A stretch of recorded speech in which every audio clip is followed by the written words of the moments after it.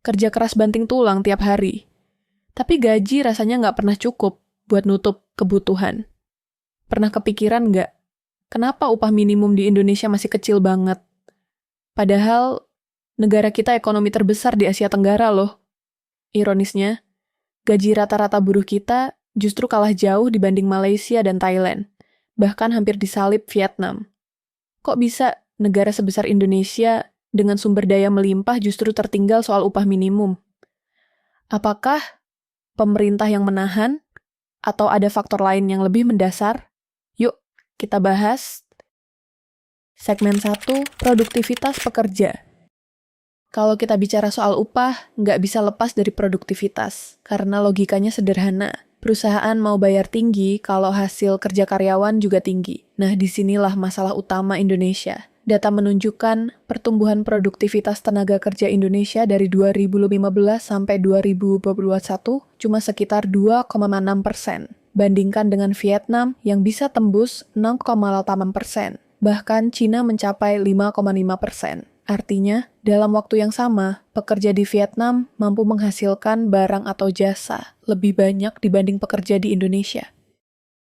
Ambil contoh industri manufaktur. Pekerja pabrik elektronik di Vietnam bisa merakit atau memproduksi lebih banyak unit per jam dibanding pekerja di pabrik Indonesia.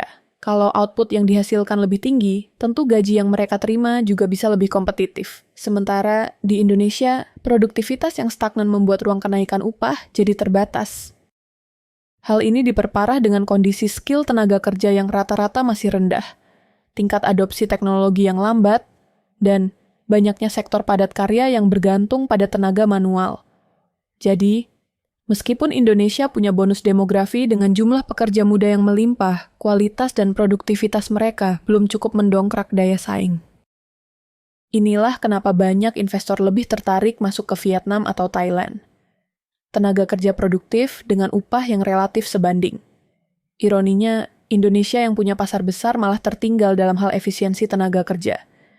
Pertanyaannya sekarang, kalau produktivitas nggak naik signifikan, apakah wajar kalau perusahaan enggan memberikan kenaikan upah besar-besaran? Segmen 2, formula penetapan upah. Selain faktor produktivitas, ada satu hal penting lain yang bikin upah minimum di Indonesia cenderung kecil. Cara penetapannya. Di Indonesia, penentuan upah minimum nggak asal naik tiap tahun. Pemerintah memakai formula khusus, yaitu menghitung kebutuhan hidup layak, KHL, lalu ditambah faktor inflasi dan pertumbuhan ekonomi. Jadi, kalau inflasi rendah dan pertumbuhan ekonomi melambat, otomatis kenaikan upah juga ikut terbatas. Sekilas terdengar adil, tapi masalahnya, formula ini membuat kenaikan gaji sering tidak mampu mengejar kenyataan harga barang di lapangan. Banyak pekerja mengeluh, meski UMR naik setiap tahun, tetap saja daya beli mereka terasa stagnan. Misalnya, harga kebutuhan pokok naik lebih cepat daripada kenaikan gaji yang hanya beberapa persen. Akhirnya, kenaikan upah yang diumumkan tiap tahun terasa hanya formalitas.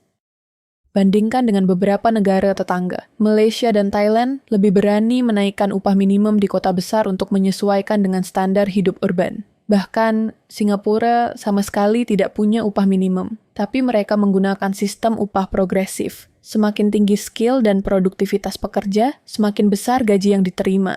Sistem ini mendorong pekerja untuk terus meningkatkan keterampilan agar bisa naik kelas, bukan sekadar menunggu kebijakan pemerintah.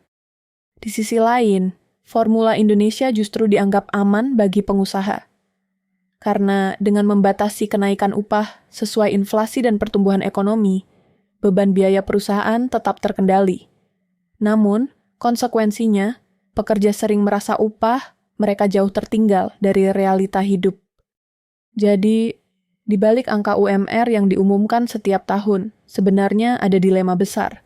Bagaimana menyeimbangkan antara kebutuhan pekerja untuk hidup layak dan kemampuan perusahaan untuk tetap bertahan? Pertanyaan ini yang sampai sekarang belum ada jawaban tuntasnya di Indonesia. Segmen T, perbandingan regional ASEAN. Sekarang coba kita lihat bagaimana posisi Indonesia di peta upah minimum ASEAN. Pada 2024, rata-rata UMR Indonesia berada di angka sekitar 3,11 juta per bulan. Angka ini memang bervariasi antar provinsi, dari yang paling rendah sekitar 2 juta sampai yang paling tinggi hampir 5 juta, seperti di Jakarta. Tapi kalau kita bandingkan dengan negara tetangga, posisi Indonesia ternyata tidak terlalu membanggakan. Malaysia dan Thailand, misalnya, punya standar upah minimum yang lebih tinggi, dengan rata-rata bisa menyentuh 5 juta atau lebih di kota-kota besar. Artinya, pekerja di sana secara nominal punya daya beli yang lebih kuat. Padahal, ukuran ekonomi Indonesia lebih besar dibanding dua negara itu. Ironis kan? Lalu bagaimana dengan Vietnam? Upah minimumnya memang mirip atau sedikit lebih rendah dari Indonesia. Tapi jangan salah, produktivitas pekerja Vietnam jauh lebih tinggi. Jadi walaupun gajinya tidak jauh berbeda, mereka tetap lebih kompetitif di mata investor karena hasil kerjanya lebih banyak dengan biaya relatif sama. Sementara itu, Singapura adalah cerita lain. Negara ini tidak punya sistem UMR seperti Indonesia. Sebagai gantinya, mereka menerapkan upah progresif yang menghubungkan keterampilan dengan gaji. Hasilnya, rata-rata gaji pekerja di Singapura jauh di atas negara ASEAN lain, bahkan bisa puluhan juta rupiah per bulan. Kalau kita rangkum, posisi Indonesia ada di tengah bawah. Bukan yang terendah, tapi jauh dari kata tinggi.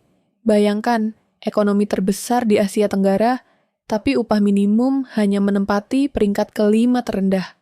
Analogi gampangnya, kita ini seperti pemain bola bertubuh besar di lapangan, tapi kalah cepat larinya dari pemain yang lebih kecil. Besar di ukuran ekonomi, tapi kalah di kualitas kesejahteraan pekerja. Segmen 4, faktor kebijakan dan kondisi ekonomi.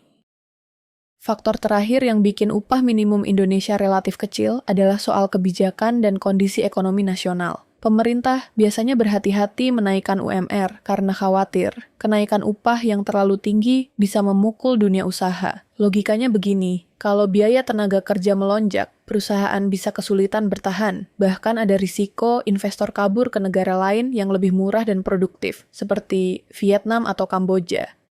Selain itu, ada persoalan ketimpangan antar daerah. Di Jakarta, UMR bisa menyentuh hampir 5 juta. Tapi di daerah lain seperti Jawa Tengah atau NTB, upah minimum masih sekitar 2 jutaan. Perbedaan ini mencerminkan kondisi ekonomi lokal, tapi juga memperlihatkan betapa besar kesenjangan kesejahteraan antar wilayah di Indonesia. Kebijakan fiskal juga ikut memperburuk situasi. Indonesia termasuk negara dengan PPN paling tinggi di ASEAN, sementara gaji pekerja relatif rendah. Artinya, meskipun buruh menerima gaji sesuai UMR, daya beli mereka tetap tergerus karena harga kebutuhan sehari-hari terus naik. Akibatnya, pekerja merasa gaji kecil, sementara biaya hidup makin mencekik. Pemerintah sering beralasan bahwa menjaga daya saing industri lebih penting daripada memaksa kenaikan upah besar-besaran.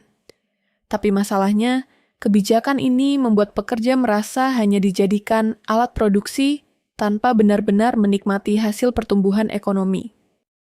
Di sisi lain, perusahaan juga menekan pemerintah agar tidak menaikkan upah terlalu tinggi. Mereka berargumen bahwa iklim investasi akan terganggu, padahal justru pekerja yang jadi korban dari kompromi ini. Singkatnya, rendahnya upah minimum di Indonesia bukan cuma soal produktivitas, tapi juga strategi pemerintah dalam menjaga stabilitas ekonomi. Pertanyaannya, sampai kapan pekerja harus menanggung beban ini? Sementara janji kesejahteraan selalu terdengar setiap tahun. Terakhir penutup.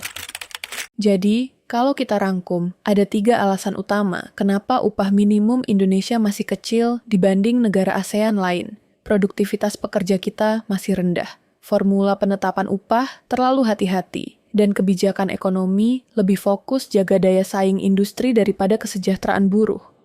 Akhirnya, pekerja merasa kerja kerasnya tidak sebanding dengan penghasilan. Tantangan besar Indonesia sekarang bukan cuma menaikkan angka UMR, tapi bagaimana meningkatkan keterampilan, efisiensi, dan daya saing, agar kenaikan upah jadi sesuatu yang wajar, bukan sekadar tuntutan. Nah, menurut kamu, upah di Indonesia sudah layak atau belum? Tulis pendapatmu di komentar.